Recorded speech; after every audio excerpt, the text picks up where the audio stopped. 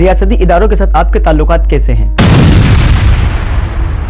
دیکھو، ریاستی ادارے جہاں فوج ہے، پولیس ہے، دوسرے ڈپارٹمنٹ کے ہے، یہ سب ملک کے حفاظت کے ضامن ہیں اور ملک کے استحکام کے ضامن ہیں۔ ان کے ساتھ تعلقات اور ان کا احترام اور ان کے ساتھ تعاون کرنا یہ اپنے ملک کو استحکام بنانے کے لیے اور ایک نظام کو چلانے کے لیے یہاں تک ضروری ہے۔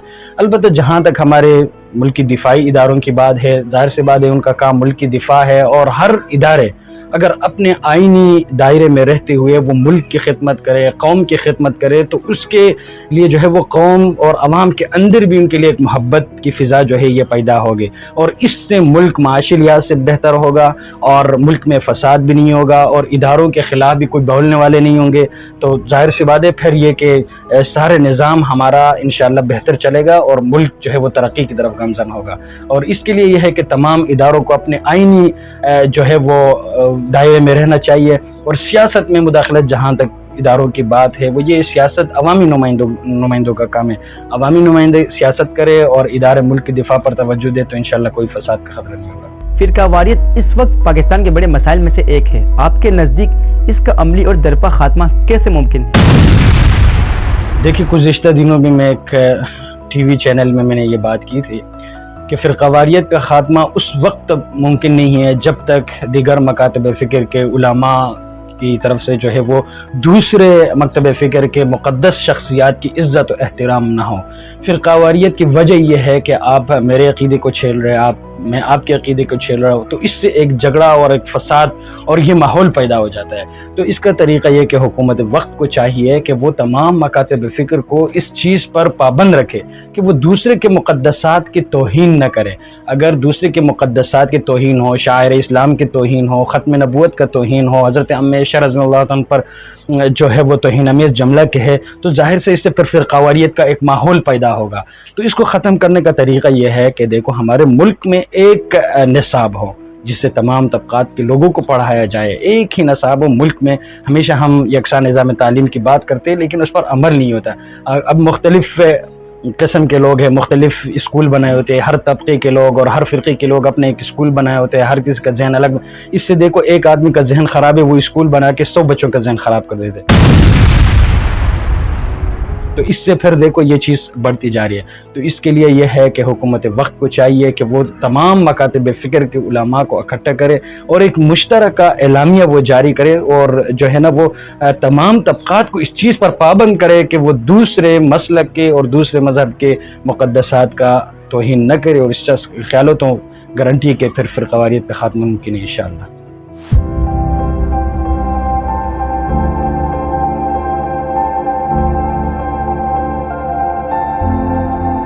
السلام علیکم میرے معزز پاکستانیوں، میں محمد طلحہ اور آپ دیکھ رہے ہیں طلحہ حنفی پوڈ کاسٹ۔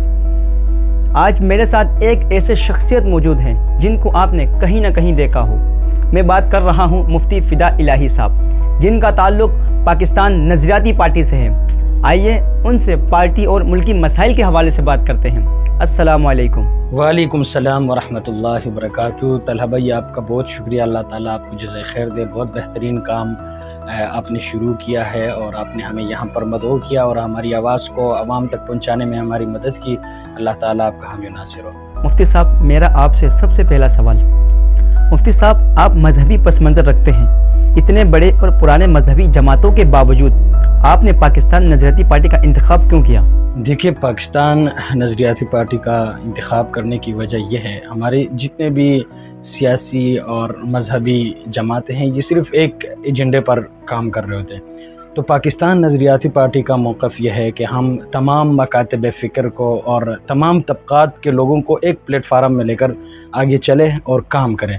یہاں پر میں پرانی جماعتوں کے جو کردار ہیں ان کو تو سراہتا ہوں، البتہ یہ کہ ان پر کسی قسم کی اعتراض نہیں ہے۔ ظاہر سی بات ہے وہ ایک مذہبی جماعت ہے، وہ اپنا مذہبی کام کرے گا، وہ سیاسی جماعت ہے وہ سیاسی کام کرے گا، لیکن پاکستان نظریاتی پارٹی یہ نظریہ اساس یعنی اسلام اور پاکستانیت کو ایک عملی شکل دینے کا عزم رکھتی ہے، اور تمام طبقات کے اور تمام فرقے اور مکتب فکر کے لوگوں کو لے کر اکٹھے مل کر وہ پاکستان کا خدمت کرنا چاہتے ہیں۔ یہی پاکستان نظریاتی پارٹی کا موقف تھا جو ہمیں اچھا لگا اور ہم چاہتے بھی یہی تھے۔ آپ کے قریبی ساتھی شہر سیالوی کے بارے میں عوام میں یہ بات گردش کر رہی ہے کہ وہ مستقبل وزیر اعظم بن سکتے ہیں. آپ کے خیال میں یہ کتنا ممکن ہے اور کب تک؟ دیکھو، شہر سیالوی ایک باصلاحیت اور بہترین شخصیت ہے اور بہترین اخلاق کے مالک ہے، اور اس کے اندر جو ہے وہ عوام کے ساتھ ڈیل کرنے کا اور اس کا ویژن اور خصوصاً یہ چیزیں عوام کے ساتھ جڑے رہنے کی اس کے پاس ایک صلاحیت موجود ہے. جہاں تک وزیر اعظم بننے کی بات ہے، یہ ایک طویل اور ایک پیچیدہ عمل ہے جس کے لیے آپ کو عوامی حمایت اور سیاسی اتحاد اور وقت درکار ہوتے ہیں. البتہ اگر وہ اپنے کام کو جاری رکھے اور 10-15 سال تک یہ حقیقت بن سکتا ہے. فرقہ واریت اس وقت پاکستان کے بڑے مسائل میں سے ایک ہے. آپ کے نزدیک اس کا عملی اور درپا خاتمہ کیسے ممکن ہے؟ دیکھیے، گزشتہ دنوں میں ایک ٹی وی چینل میں نے یہ بات کی تھی کہ فرقہ واریت کا خاتمہ اس وقت ممکن نہیں ہے جب تک دیگر مکاتب فکر کے علماء کی طرف سے جو ہے وہ دوسرے مکتب فکر کے مقدس شخصیات کی عزت و احترام نہ ہو. فرقہ واریت کی وجہ یہ ہے کہ آپ میرے عقیدے کو چھیل رہے ہیں، میں آپ کے عقیدے کو چھیل رہا ہوں، تو اس سے ایک جھگڑا اور ایک فساد اور یہ ماحول پیدا ہو جاتا ہے. تو اس کا طریقہ یہ کہ حکومت وقت کو چاہیے کہ وہ تمام مکاتب فکر کو اس چیز پر پابند رکھے کہ وہ دوسرے کے مقدسات کی توہین نہ کرے. اگر دوسرے کے مقدسات کی توہین ہو، شاعر اسلام کی توہین ہو، ختم نبوت کا توہین ہو، حضرت ام عائشہ رضی اللہ عنہ پر جو ہے وہ توہین امیز جملہ کہے، تو ظاہر سے اس سے پھر فرقہ واریت کا ایک ماحول پیدا ہوگا. تو اس کو ختم کرنے کا طریقہ یہ ہے کہ دیکھو، ہمارے ملک میں ایک نصاب ہو جس سے تمام طبقات کے لوگوں کو پڑھایا جائے. ایک ہی نصاب ہو ملک میں. ہمیشہ ہم یکساں نظام تعلیم کی بات کرتے ہیں لیکن اس پر عمل نہیں ہوتا. اب مختلف قسم کے لوگ ہیں، مختلف اسکول بنائے ہوتے ہیں، ہر طبقے کے لوگ اور ہر فرقے کے لوگ اپنے ایک اسکول بنائے ہوتے ہیں، ہر کسی کا ذہن الگ. اس سے دیکھو، ایک آدمی کا ذہن خراب ہے، وہ اسکول بنا کے 100 بچوں کا ذہن خراب کر دیتے. تو اس سے پھر دیکھو یہ چیز بڑھتی جا رہی ہے. تو اس کے لیے یہ ہے کہ حکومت وقت کو چاہیے کہ وہ تمام مکاتب فکر کے علماء کو اکٹھا کرے اور ایک مشترکہ اعلامیہ وہ جاری کرے، اور جو ہے نا وہ تمام طبقات کو اس چیز پر پابند کرے کہ وہ دوسرے مسلک کے اور دوسرے مذہب کے مقدسات کا توہین نہ کرے. اور اس سے خیال ہو تو گارنٹی کہ پھر فرقہ واریت کا خاتمہ ممکن ہے انشاءاللہ. ریاستی اداروں کے ساتھ آپ کے تعلقات کیسے ہیں؟ دیکھو، ریاستی ادارے جہاں فوج ہے، پولیس ہے، دوسرے ڈپارٹمنٹ کے ہے، یہ سب ملک کے حفاظت کے ضامن ہیں اور ملک کے استحکام کے ضامن ہیں. ان کے ساتھ تعلقات اور ان کا احترام اور ان کے ساتھ تعاون کرنا یہ اپنے ملک کو استحکام بنانے کے لیے اور ایک نظام کو چلانے کے لیے یہاں تک ضروری ہے. البتہ جہاں تک ہمارے ملکی دفاعی اداروں کی بات ہے، ظاہر سی بات ہے ان کا کام ملک کی دفاع ہے، اور ہر ادارے اگر اپنے آئینی دائرے میں رہتے ہوئے وہ ملک کی خدمت کرے، قوم کی خدمت کرے، تو اس کے لیے جو ہے وہ قوم اور عوام کے اندر بھی ان کے لیے ایک محبت کی فضا جو ہے یہ پیدا ہوگی، اور اس سے ملک معاشی لحاظ سے بہتر ہوگا اور ملک میں فساد بھی نہیں ہوگا اور اداروں کے خلاف بھی کوئی بولنے والے نہیں ہوں گے. تو ظاہر سی بات ہے پھر یہ کہ سارے نظام ہمارا انشاءاللہ بہتر چلے گا اور ملک جو ہے وہ ترقی کی طرف گامزن ہوگا. اور اس کے لیے یہ ہے کہ تمام اداروں کو اپنے آئینی جو ہے وہ دائرے میں رہنا چاہیے. اور سیاست میں مداخلت جہاں تک اداروں کی بات ہے، وہ یہ سیاست عوامی نمائندوں کا کام ہے. عوامی نمائندے سیاست کرے اور ادارے ملک کی دفاع پر توجہ دے تو انشاءاللہ کوئی فساد کا خطرہ نہیں ہوگا. آپ کے خیال میں سیاست میں فوج کی مداخلت درست ہے؟ یہی بات تو میں نے آپ کی اس سوال میں کہا کہ دیکھو، یہ فوج کا کام ہے، یہ ملکی دفاع ہے اور ملکی سلامتی کے وہ ضامن ہے. تو فوج کا ایک اپنا حدود ہے اور سیاست جو ہے یہ عوامی نمائندوں کو چھوڑنا چاہیے اور وہ ملکی دفاع پر توجہ دے تو احترام کا رشتہ بھی یہ باقی رہے گا اور ملک میں بھی ترقی کا ایک فضا پیدا ہوگا انشاءاللہ. سوشل میڈیا آج کا سب سے طاقتور ہتھیار ہے. کیا آپ سوشل میڈیا کے ذریعے آمدنی بھی حاصل کرتے ہیں یا صرف دعوت تبلیغ اور سیاست کے لیے استعمال کرتے ہیں؟ دیکھو، سوشل میڈیا جو ہے اس دور کا ایک بہترین ایک ہتھیار کے طور پر اس کو استعمال کیا جاتا ہے اور اس سے عام لوگوں تک بھی پیغام اپنے پہنچانے کے لیے ایک بہترین صلاحیت لوگوں کے پاس موجود ہے. جہاں تک سوشل میڈیا سے آمدنی کی بات ہے تو سوشل میڈیا سے میری کوئی آمدنی نہیں ہے. صرف اس کو ہم جو ہے اپنی نظریاتی سیاست کے فروغ کے لیے اور دعوت اور اصلاح معاشرے کے لیے اس کو استعمال کرتے. اور جہاں تک سوشل میڈیا سے آمدنی کی بات ہے، اس کو تو ہم برا نہیں سمجھتے ہیں. اگر آپ اس کو حلال اور جائز طریقے سے آپ کما رہے تو ٹھیک ہے، اور بعد میں اگر اس فنڈ کو آپ دعوت تبلیغ پہ یا اصلاح معاشرے پر آپ اس کو خرچ کرتے تو یقیناً اگر آپ سے اس سے آمدن ہوگی تو اس کام میں بھی مزید کام مؤثر ہو سکتا ہے، پھر آپ مزید کام جاری رکھ سکتے ہیں. بلوچستان کچھ علیحدگی پسند گروپ پاکستان سے الگ ہونا چاہتے ہیں، اس پر آپ کا موقف کیا ہے اور آپ کے نزدیک اس مسئلے کا حل کیا ہے؟ دیکھو، بلوچستان کے لوگ جہاں تک میرا خیال ہے وہ پاکستان کے وفادار ہیں، البتہ چند گروہ وہاں پر ایسے ہیں جو ملک دشمن قوتوں کے ایجنڈے پر وہ کام کر رہے ہیں، اور بلوچستان کے لوگ پاکستان کے وفادار ہیں، اور پاکستان کو بھی چاہیے کہ ان کے ساتھ جو ہے وہ ایک بنیادی ان کی جو سہولیات ہے وہ ان کو فراہم کرے، ان کو بنیادی سہولیات دے، ان کی پاکستانی ریاست کو دل جیتنا ہوگا تاکہ ایسے ذہن کے لوگوں کا خاتمہ کیا جا سکے۔ ظاہر سی بات ہے ان کو پھر وہ فیسلٹیز ریاست کی طرف سے نہیں مل رہے، تو ان کو ایک موقع مل رہا ہے کہ ملک کے خلاف، اداروں کے خلاف ایک سازش کا بھی پھر وہ جا کے آخر میں ایک حصہ بنتے ہیں۔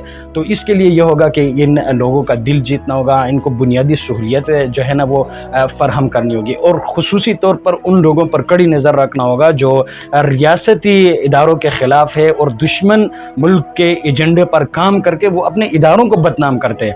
ان پر جو ہے نا سخت کارروائی کی ضرورت ہوگی تاکہ اس چیز کا سدباب ممکن ہو۔ ملک میں فوجی آپریشن زیادہ تر پختون علاقوں میں ہی کیوں ہوتی ہے؟ پنجاب میں ایسے آپریشن نظر کیوں نہیں آتے؟ دیکھو، یہ ایک عام تاثر دیا جا رہا ہوتا ہے کہ بھائی فوج جو ہے وہ صرف پختون علاقوں میں آپریشن کرتے ہیں۔ دیکھو، بات یہ ہے کہ جہاں پر فساد ہو، جہاں پر دہشت گردی کا خطرہ ہو، جہاں پر دہشت گرد موجود ہو، وہ علاقہ ہمیشہ اس کا جو ہے وہ نشانہ بن جاتے ہیں۔ تو یہاں پر یہ تاثر عام ہے کہ پختون علاقوں میں زیادہ تر آپریشن ہوتے ہیں، لیکن یہ بھی ہے کہ گزشتہ ادوار میں جب جنگیں ہوئیں، اس سے قبائل کے علاقے اور قبائل بہت زیادہ اور ان کے سرحدی پوزیشن کی وجہ سے متاثر ہوئے اور وہاں پر آپریشن ہوئے۔ لیکن اگر ایسے صورتحال پنجاب میں، سندھ میں، اور بلوچستان میں کہیں بھی ہو تو وہاں پر بھی فوج کو جو ہے وہ آپریشن کرنا چاہیے تاکہ انصاف کا جو ہے یہ متوازن برقرار رکھا جا سکے۔ پاکستان کے موجودہ سیاسی صورتحال پر آپ کی رائے کیا ہے؟ دیکھو، پاکستان کے سیاست جو ہے یہ میں سمجھتا ہوں کہ پورا پاکستان اس وقت ایک مشکل حالات سے گزر رہا ہے۔ سیاسی لوگوں کا آپس میں انا کا مسئلہ ہے، اور ملک کی دفاع اور خصوصاً ملک کے استحکام اور ملک کی ترقی کے لیے تمام سیاسی جماعتوں کو ایک پلیٹ فارم پر آنا ہوگا۔ یہ وقت کی اشد ضرورت ہے۔ مختلف قسم کے مختلف ذہن کے گروہ بنے ہوئے ہیں اور ہر اس پہ جو ہے وہ سیاست کا ایک کھیل کھیلا جا رہا ہے۔ اس سے ہمارے ملک کو نقصان ہوگا۔ پہلے پاکستان محفوظ ہوگا، پھر ہم سیاست کریں گے۔ ہمارے لیے پہلے پاکستان ہے، پھر ہم سیاستدان ہیں۔ تو لہٰذا میری گزارش تمام سیاستدانوں سے اور ہمارے اپنی پارٹی کے چیئرمین صاحب اور دیگر جو ہمارے رکین ہیں ان سے بھی میں ہمیشہ یہ بات کرتا ہوں کہ بھائی ہم نے تمام سیاسی جماعتوں کو لے کر آگے چلنا ہے اور اس ملک کو ہم نے بچانا ہے۔ اب چاروں طرف سے ملک دہشت گردی کے لپیٹ میں ہے، وہاں آپریشن ہو رہا ہے، یہاں بلوچستان میں الگ گروہیں بنی ہوئی ہے، سندھ کے اندر الگ گروہیں بنی ہوئی ہے، تاکہ ہم مل بیٹھے اور تمام سیاستدان ایک پلیٹ فارم پر موجود ہو اور پاکستان کی ترقی کی بات کرے اور اپنے انا کے مسئلے کو چھوڑ دیں۔ آپ نوجوان نسل کو کیا پیغام دیں گے؟